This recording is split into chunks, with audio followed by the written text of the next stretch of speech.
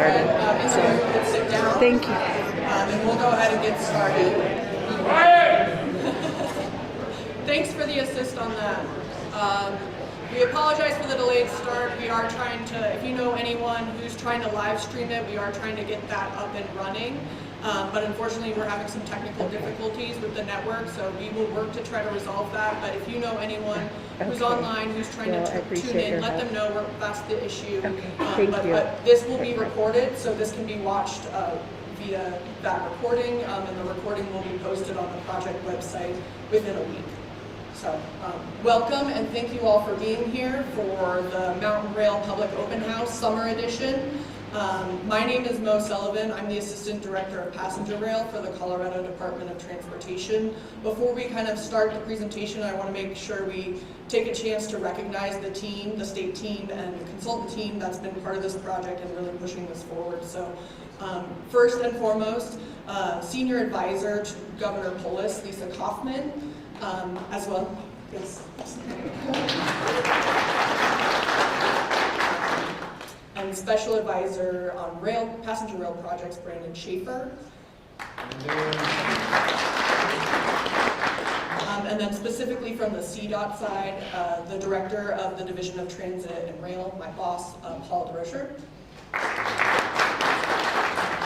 And really the workhorses behind this project, Chris Enright and Alex Thunderberg. And then also want to recognize those here from both WSP and Chickenango who are making this open house possible and have done a lot of work to get us here tonight. So I'd also like to take an opportunity to recognize all of the different representation we have from the stakeholders here, especially those elected officials. And so, every time we do one of these, I'm so impressed with kind of the engagement and the showing from throughout the corridor. So, we have the Winter Park Town Manager here, Keith Reisberg. Yes, the Steamboat Springs Council Member, Michael Pacino. From Winter Park Resort, Sky Fox and Rob Perlman. From Steamboat Springs Resort, Sarah Jones. We have Transportation Commissioner Rick Ritter joining us tonight. Routt County Commissioner Sonia Macy's, Rand County Commissioner Randy George, and Winter Park Town Councilor Rebecca Kaufman. So, and I'm sure there may have been others that snuck in since we started. So thank you all for being here and for your engagement and support throughout this project. It's really how we're able to continue to do this and at such a quick pace. Also note, for anyone in the room, want to make sure everyone's identified kind of the exits, 2 to my right or left, and 1 directly outdoors to the left here. Additionally, restrooms are out these side doors, and you'll take a right as you exit to find the restrooms. So, okay, so let's cover what the agenda is for this evening. We want to give you some really exciting updates since we last met with you all. The last open house was in December, and so a lot has happened since then. So first, we really want to talk about kind of the updates on the Moffat Tunnel lease agreement, and also the results of the expanded Winter Park Express service. Then we'll really recap some of our previous open house experiences and some of the information that we've shared, and go over some of those more final service pattern options based on your feedback and additional work that's been done in the meantime, and present you all with some kind of preliminary ridership estimates that the team has put together, and also discuss phasing and preliminary cost estimates as well. And then of course, next steps, where do we go from here? So, major milestone hit on this project May 1st of 2025, where the state of Colorado and Union Pacific reached an agreement to extend the Moffat Tunnel lease for 25 years. As part of this agreement, we also established a passenger rail use agreement with Union Pacific. And so what does this mean? For 25 years, Union Pacific gets to continue to use the Moffat Tunnel for their operations. And in lieu, and what does the state get out of this? The ability for passenger rail, the expansion of passenger rail through the Moffat Tunnel and on the full Craig branch. And so that means up to 3 daily round trips through the Moffat Tunnel for passenger rail. This is in addition to any other existing passenger rail service today. So in addition to Winter Park Express and California Zephyr service, for example. It also includes up to 500,000 train miles just for passenger rail annually. And so though the constraint of the Moffat Tunnel is the 3 round trips, beyond the Moffat Tunnel, we are not constrained to those that round trip number, and really can use those additional passenger train miles more flexibly as long as it's not going through the tunnel. This, for Union Pacific, they're able to preserve their existing freight operations, and this obviously allows us to expand our passenger rail service, and really is it obviously was a huge milestone, but is really the starting line for Mountain Rail. And so this helps us and enables us to get to that 2026 launch date next year. And I think it's really important to highlight how much was involved in the passenger use agreement. And so the passenger use agreement really details kind of all of the different components that are required and different phasing that's required to launch service and future iterations, and what that to get us to that phase 1, obviously we're a very aggressive timeline to get November 2026, but also within this passenger use agreement are those dates of some of those key milestones that Union Pacific has also agreed to.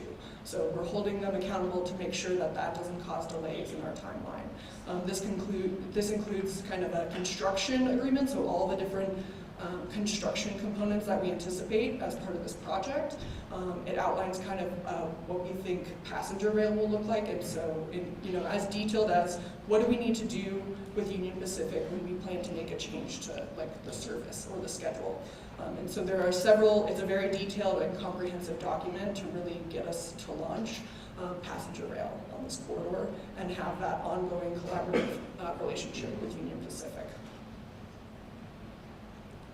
Another huge highlight is kind of the success we've seen from the expanded Winter Park Express service this previous season. And so as a reminder, we started the Winter Park Express service.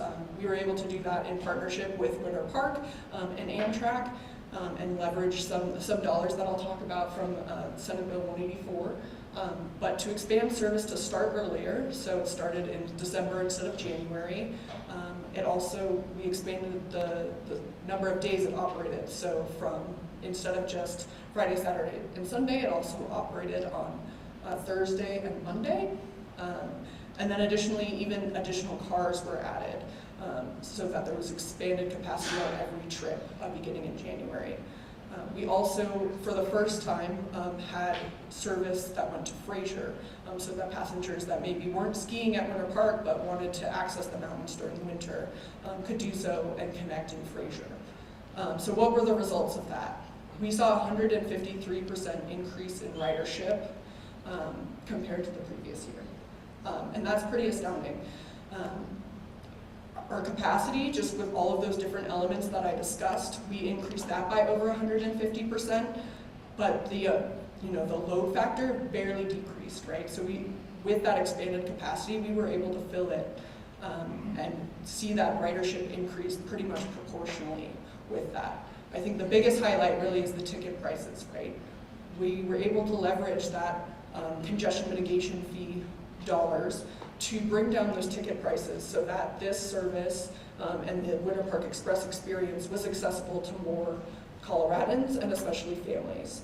And so, personally, as someone who grew up on the Front Range and grew up skiing, we only ever got as a family to go on the Winter Park Express once because it was just too cost prohibitive. So really exciting and proud that we're able to kind of deliver that and give that opportunity to more families in Colorado.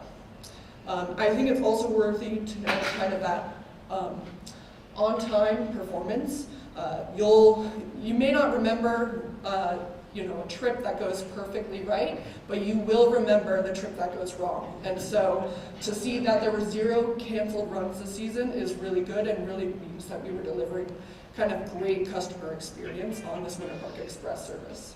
And similarly, the on-time performance was pretty great, especially if you compare it to some of the other Amtrak services. So recapping, this is our 10th open house. So previously we had 9 open houses where we discussed station locations, our phased implementation strategy or some alternatives that we were thinking about, some service pattern options as part of that phasing, funding considerations, what all would need to be paid for to make this happen, the overall project timeline, and then of course talking about the service development plan, which is this plan, this study that we're working on, which we are finalizing this summer, and then we're going to move into implementation.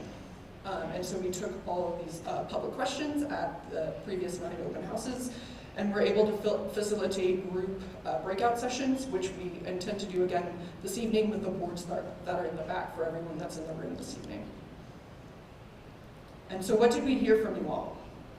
One, I think, and this is a good, feedback from our consultant teams who do a lot of different projects, right? They are kind of overwhelmed with the positivity, the enthusiasm, the engagement on this project. So really wanted to highlight how much we appreciate that engagement and that enthusiasm, and it really will be a collaborative effort to make this happen, and so appreciate your continued engagement in this project. Obviously, station locations are of particular interest, right? That is the most local part of the service. So what does a station mean for you and your community, and what does that look like? So a lot of interest around that. Obviously, making sure we're really clear about what that phased implementation looks like, so that we are clear about that and make sure we minimize any existing service as that is phased in. Definitely, we listened to your feedback about some of the service patterns that we showed at previous open houses, and so taking those concerns into consideration as we develop this presentation and furthered our study efforts. Certainly, we want to be as clear as possible with the project timeline, but also give you accurate information when we're able to.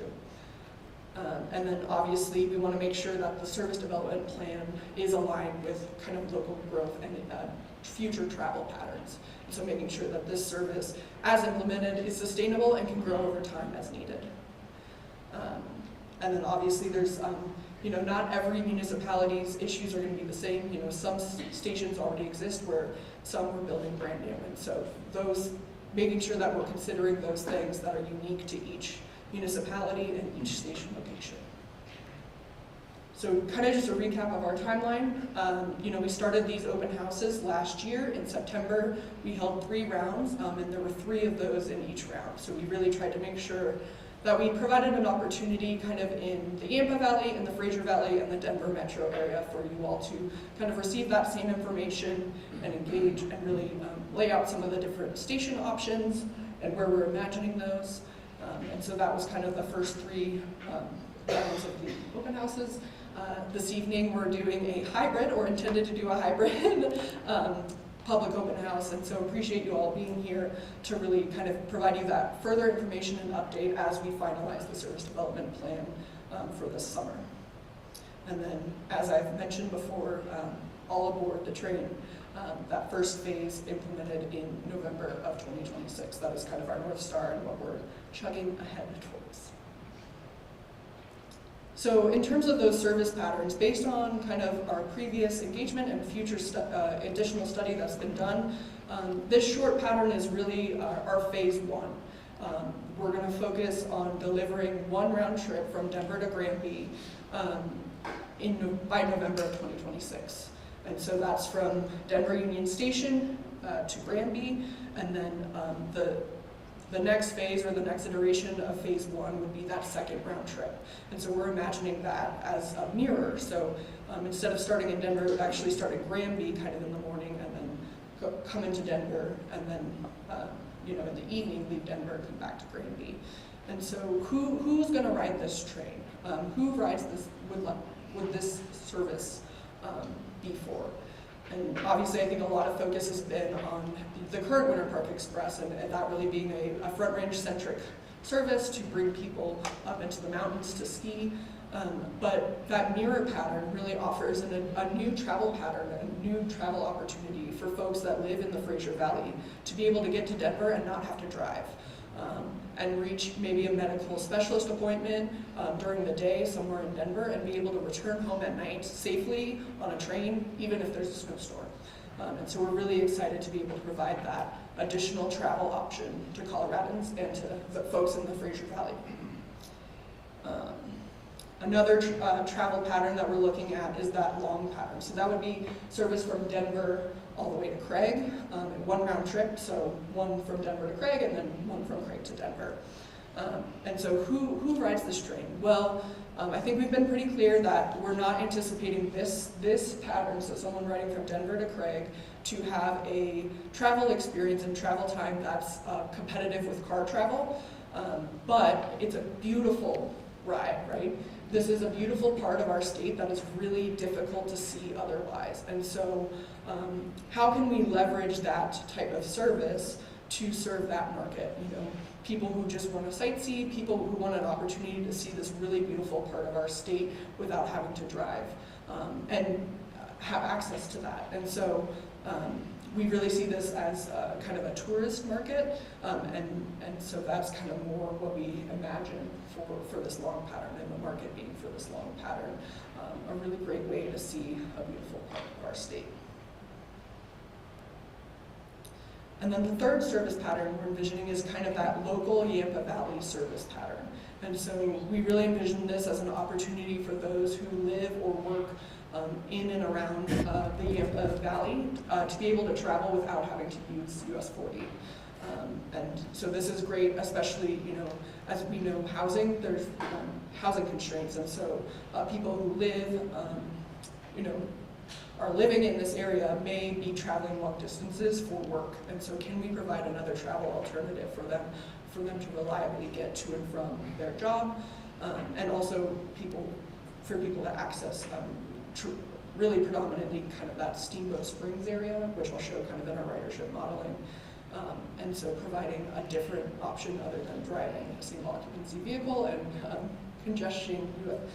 providing congestion to US 40. And so really leveraging that congestion mitigation fee to address that for this local service pattern.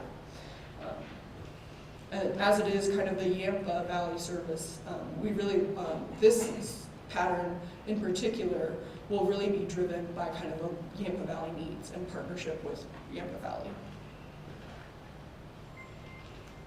So I want to be very clear, this is a preliminary ridership estimate.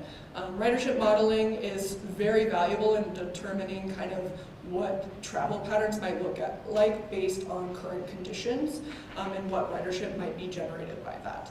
But it is not a precision tool. It is not necessarily looked at to be like determine accurately exactly how many riders there will be. It's really to see where the opportunities are for ridership and where there may be opportunities to encourage ridership in other areas. And so probably no surprise, the biggest kind of travel market, highest ridership is anticipated in the Denver area. So to either start or end the trip in Denver.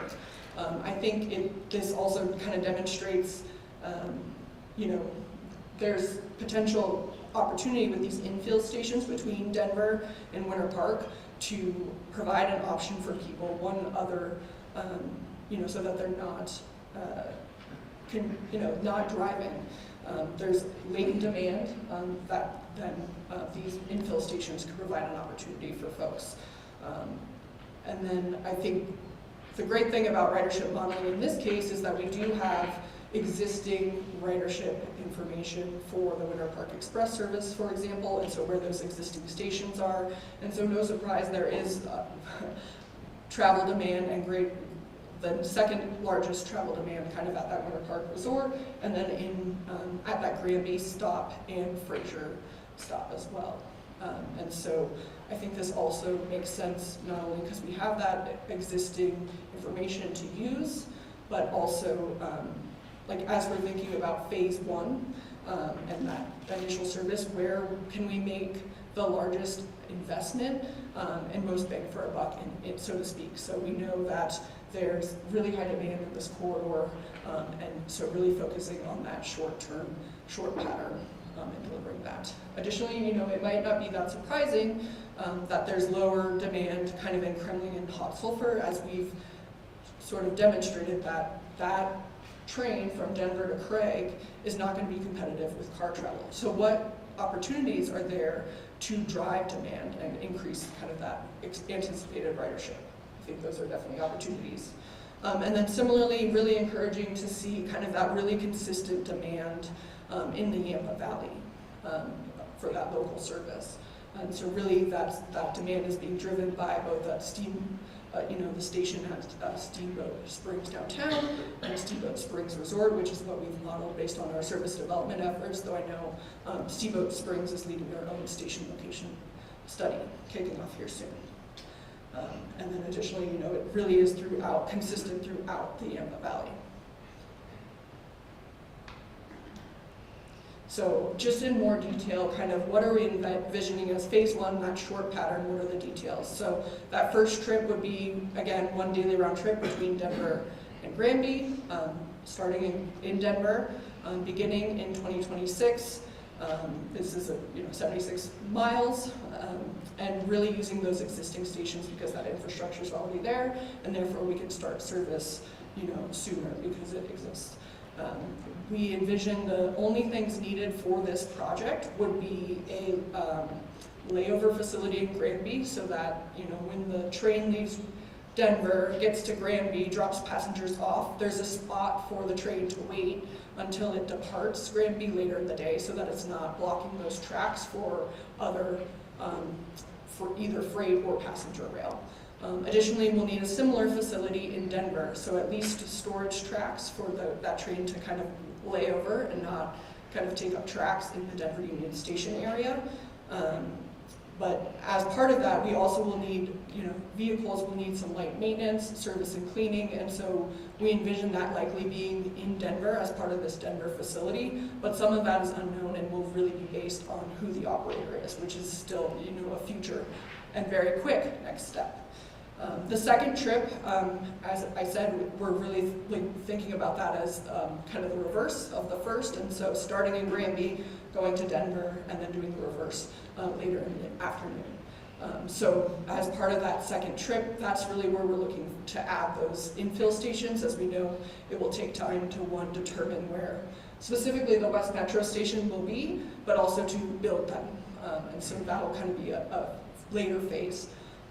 And then similarly, we're looking for opportunities to make sure that this service is really reliable. And so from Denver, there are 3 actually different options to leave Denver Union Station.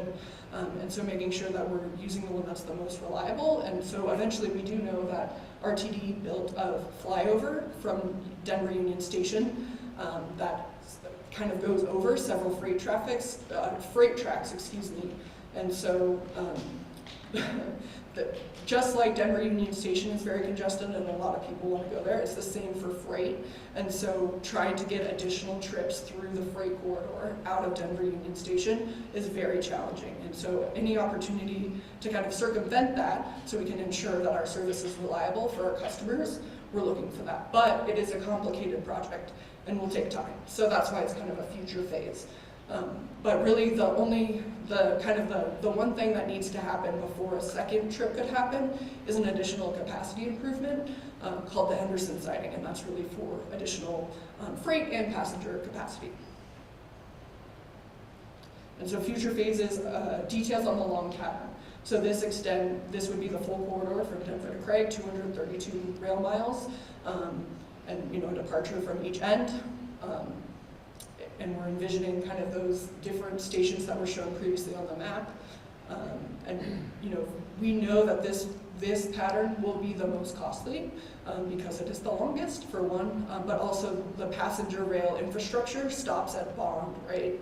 As we go north through the Craig Valley, there's not existing passenger rail service, and there's not existing infrastructure there to support passenger rail in terms of a signaling system. So the tracks are there, but additional upgrades need to be made for passenger rail service.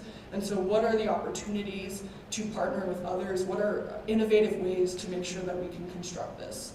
And so those are things we're going to be thinking about as we're looking to implement the long pattern in the future. Similarly, Yampa Valley service, there is not existing passenger rail service, so it will need all of those infrastructure upgrades. And so really we'd like to anticipate to launch that as soon as possible, but it's really contingent on our partnerships and discussions with the Yampa Valley. How are we going to pay for this? As you may be aware, Senate Bill 184 passed in the 2024 legislative session. It's the congestion mitigation fee, so it's a $3 rental car fee that will be adjusted annually for inflation, which commenced in January of this year. And so we've already leveraged those dollars to help support the buy down of fares for Winter Park Express and reduce kind of the congestion on our roadways and increase the ridership on Winter Park Express.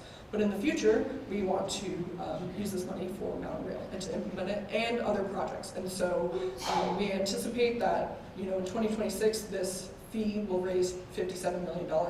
But by 2050, we believe, based on current projections, it'll be $110 million. As I mentioned, this is not just for Mountain Rail, it's for other congestion mitigation efforts that the city is leading, so other rail projects and transit projects. And so right now we are assuming at least a 40% allocation towards Mountain Rail. How much is this going to cost? So it's really important for us to bring to you tonight the cost estimates that we have for the known projects. And so, as I mentioned, we need that layover facility in Granby. Based on current dollars and estimates we have for materials, we estimate that will cost anywhere from $11 to $15.5 million. Similarly, there will need to be some improvements, small improvements, minor improvements to the existing stations. So, how does the concrete look on the existing platform? Does that need to be modified? We need to make sure that it's ADA compliant and accessible. And are there opportunities for safety improvements? Do we need to include fencing to make sure people aren't kind of walking into the tracks or anything like that? And so making sure that things are as safe and tip-top shape. But because those are existing platforms, we anticipate that to be less than $2 million. For that second trip, as I mentioned, we'll need that capacity improvement of a Henderson siding, and so we estimate that that would be the cost in today's dollars. I did mention the Denver layover facility. We know we need storage tracks in Denver. We know we need somewhere near the Denver area service and cleaning capabilities, light vehicle maintenance, a train crew facility. But you know what else? Who else needs that is the Front Range project. And so could this facility be a shared cost between those projects? Similarly, there are other operators in the Denver area, Denver metro area, so Amtrak, for example, they don't currently have a facility in Denver. Could something like this be useful for their operations? Does that mean they would also help in partnership build this or lease, some sort of lease agreement? So those are all things that we're looking into and what's the realm of possibility for the Denver facility, but because there are so many unknown variables at this point, we don't have a true cost estimate. And what are the kind of the cost estimates for those future phases? So as I discussed, there's quite a bit of right-of-way improvements that would need to be made. We're still understanding the full scope of those improvements. So for example, the track upgrades, we know track upgrades are going to be needed. We don't know how much, we don't know how many miles of track upgrades at this point. But we do know that in current dollars, that's about what we anticipate it to be per mile. Similar with kind of the signal upgrades, crossing improvements, tunnel clearance work, and then the rock fall slope and stability work that will be needed along the corridor, and specifically, primarily from Bond to Craig. You'll also notice we don't have kind of a station cost estimate, and again, that's something that's really unique to each municipality and each location. So even if every municipality agreed on what a station should look like, maybe it's just the bare minimum, a platform and access to the station, those costs will not be the same from station to station because of grades and geography and property. Is there property that needs to be acquired to build a station, things like that. And this is also something we really want to make sure that the municipalities are helping support and helping drive and making sure that the station you get in your community reflects your community. So does your community want a depot at their station? What do the multimodal connections look like? Obviously, Steamboat Springs might have different multimodal connection needs than Kremling, for example, and so making sure the station can accommodate that. What amenities are important for you all? Benches, lighting, signage, all things that need to be considered and make sure they're reflective of your community. And the same with parking. How much parking is needed? Huge topic. More fun to come on that for sure. And another thing I'll note is a lot of these elements were only kind of at 10% design or less. And so we do anticipate some of these costs to change, or certainly as we're developing how many miles of track improvements, for example, are needed. We'll continue to provide that information for you all, but do not have that information at this early stage. And so just kind of to reiterate, specifically in the Yampa Valley, some of the service infrastructure that would be needed. Again, because there would be a new terminal in Craig, we envision another layover facility being needed so that the train isn't blocking the revenue platform, and for a place for the trains to stage. Track improvements, signaling improvements, positive train control is required for passenger rail, and then tunnel clearance improvements and making sure the platforms are built and accessible. So what's next? For the short pattern, again, first round trip from Denver to Granby, November of 2026. We do envision, so our next step is operator and rolling stock procurement. Just want to make it clear that, and I think we've stated this before, that we envision this first round trip being with used rolling stock because that's what we're going to be able to get in time for project delivery. But as you'll notice, kind of in the future phases, we envision, a new rolling stock for this mountain rail service and for the Colorado rail services. We also need to go through the FRA regulatory approvals to get this service started. Though we don't have any federal dollars tied to this project at this time, the Federal Railroad Administration is still the regulatory entity that needs to sign off on any new passenger rail service. And so we are working through that process now. And then, I talked a lot about the Granby and Denver layover facilities that will need to be constructed.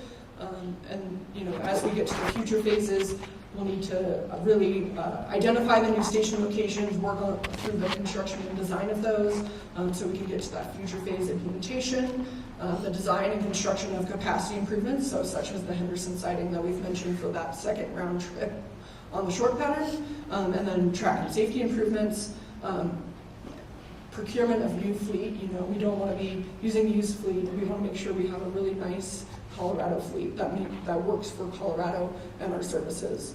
And then, any new or extended service would again need to go through that FRA regulations process, a regulatory approval. And then a lot of this is also, in terms of timeline, is really dependent on what are our opportunities for partnership and different delivery models, so that we can implement service as soon as possible. And so obviously we'd like to do it as soon as possible, but we know there are additional costs and different additional considerations that need to be made before we move kind of past that short pattern in future phases.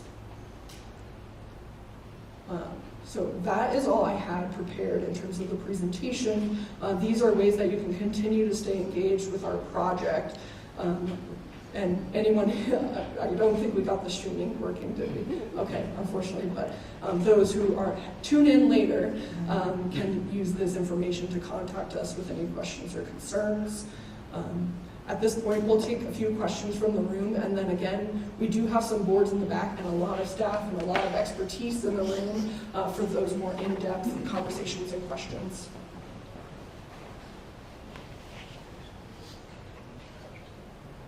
Yeah.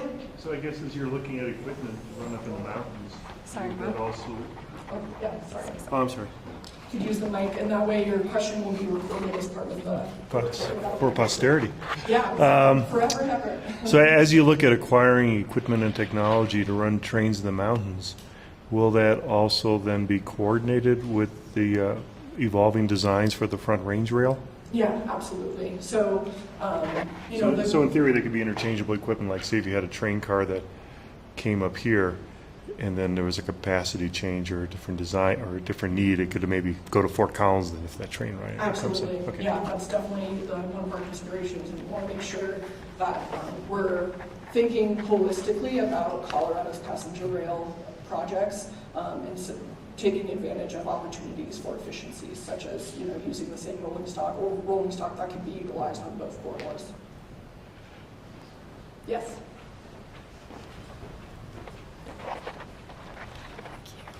Will the various towns, counties be participating in funding, or is this all through state, possibly federal? Yeah, so for phase one, we really anticipate this to be state funded. There are minimal capital improvements that need to be made. And so that to launch service, we're really hoping to be able to leverage those dollars. However, for any future phases, it will really rely on those municipal partnerships and not necessarily funding, but that input.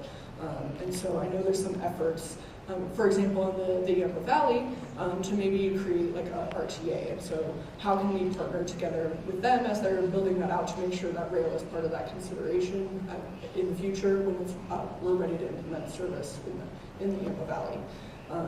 And in terms of federal dollars, right now this project does not have any federal dollars tied to it.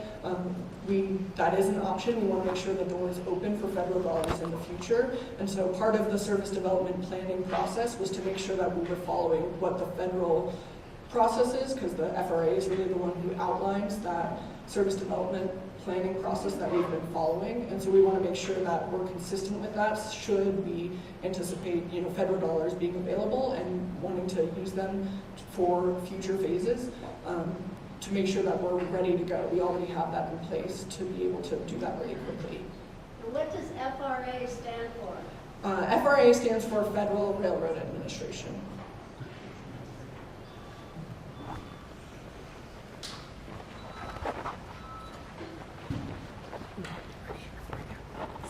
Oh, we got two of them? Okay. All right. Is the phase one schedule going to be similar to the Amtrak, or would it, in many ways, like maybe complement it? Because the Amtrak already runs, you know, from east to west in the morning and west to east in the afternoon.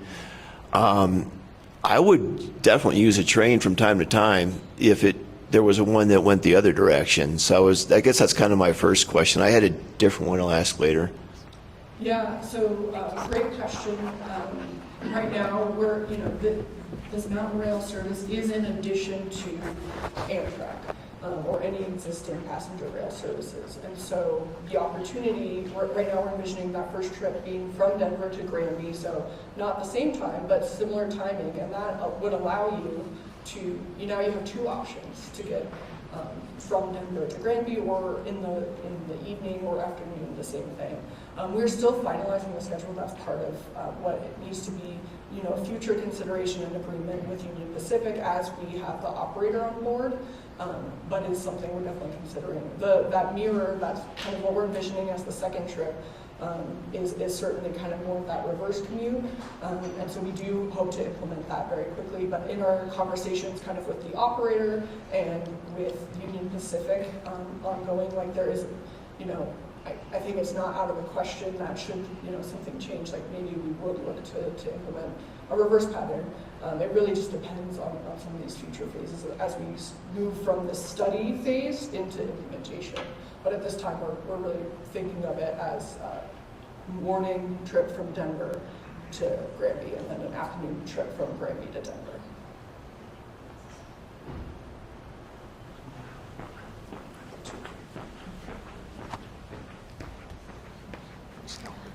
Thank you.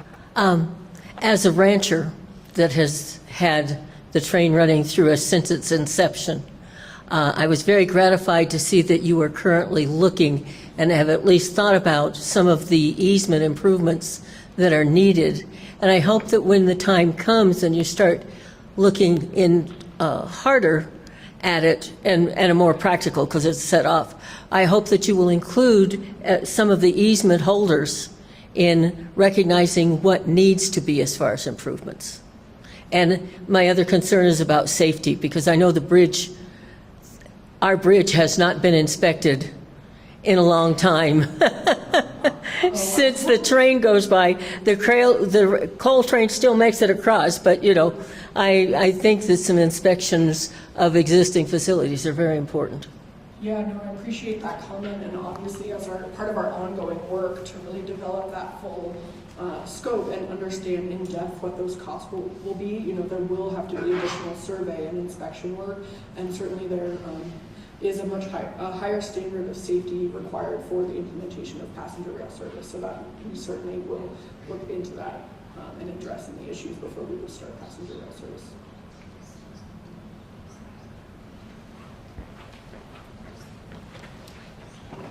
Could you just clarify with that Henderson siding, what that means? Yeah, great question. So the Henderson siding is a project to build like an additional place for trains to lay over, and this can really help increase capacity. And so it's a project that Union Pacific has identified as a requisite before we would add one more trick on the alignment because they're worried about capacity constraints. So by adding that siding, we can increase the capacity on the alignment. Is that in the river bottoms of Denver? Where is Henderson? So yeah, it's in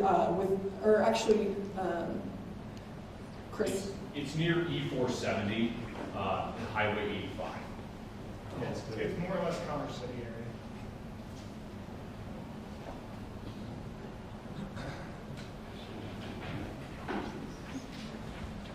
Oh, I'm going to give, sorry. Give you a chance. Amtrak has an abysmal on-time service record, which 34%. A lot of that is due to the fact that Union Pacific and Burlington Northern don't prioritize passenger traffic, even though the FRA says they're supposed to. What discussions have you had with Union Pacific, or could you elaborate on what you're doing? Great comment, and certainly a concern. That was really important to us as we developed that passenger use agreement. So one thing that is part of that agreement with Union Pacific is identifying different performance metrics to incentivize them so that our service would be reliable. And so, maintaining that on-time performance, there are incentives in it for them to make sure that happens. So that was one thing that they agreed to and were open to. And it did help that we had kind of the Moffat Tunnel as an asset that we could really talk to them and have a frank conversation and have kind of an equal party at the table to be able to get them to agree to that. Because yes, we were very concerned about that as well. I'll add one thing there as well, is that the California Zephyr also suffers from compounding delays over 1,000 miles, which these will be originating and terminating locally. Yeah, so they should be a little more managed.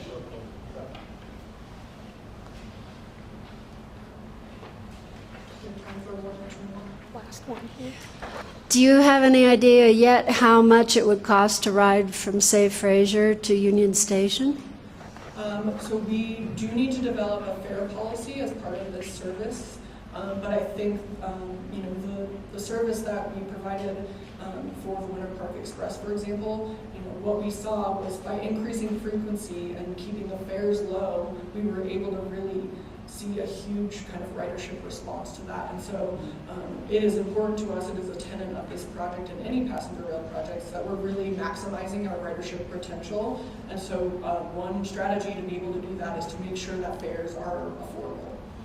But how much? We need to develop a policy, and part of that will be, as we get an operator on board, working with them to develop that policy and confirm that and understand kind of even the fare mechanism. How would people pay for the train? So more to come, but it is our goal to keep it affordable for Coloradans because we've seen how successful that is on the Winter Park Express.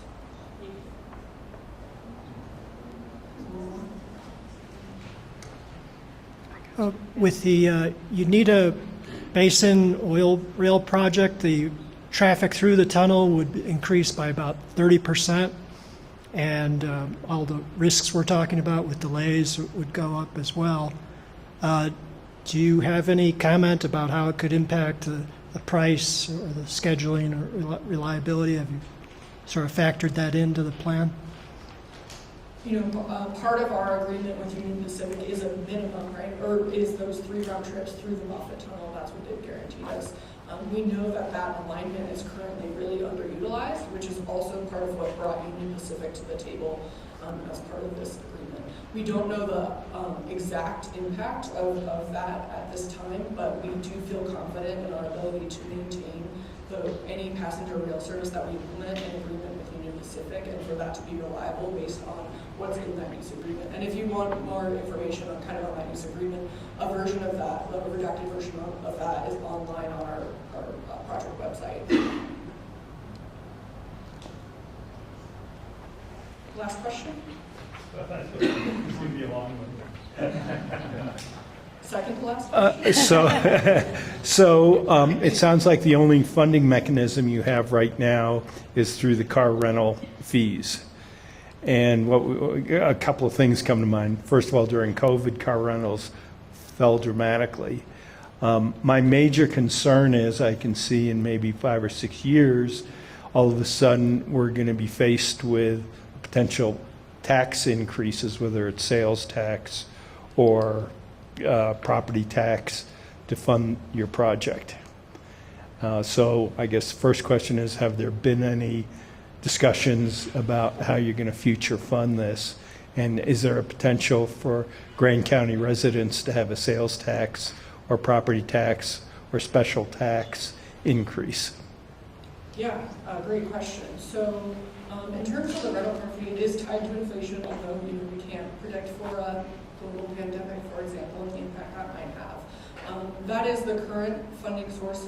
Obviously, it's really important for us that these projects remain sustainable, and once we start service, that we wouldn't stop service. Another revenue stream, right, is the fare revenue that could be collected as part of this that will go back into the system. In terms of local taxing, that is not a CDOT decision, not something that we've discussed or is even kind of part of our current funding and financing ideas for this project. I can't speak for Grand County in the future.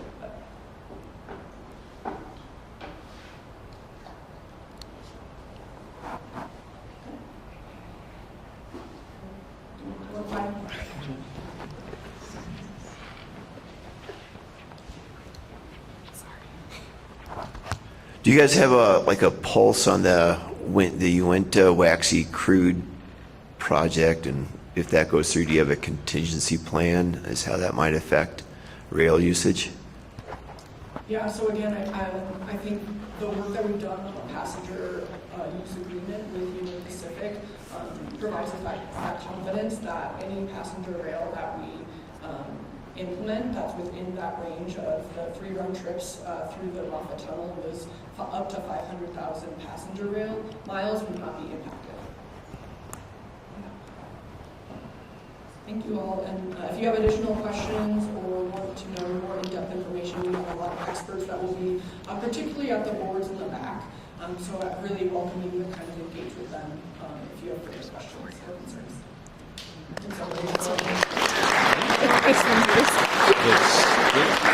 That's yours, right? Yeah. Okay.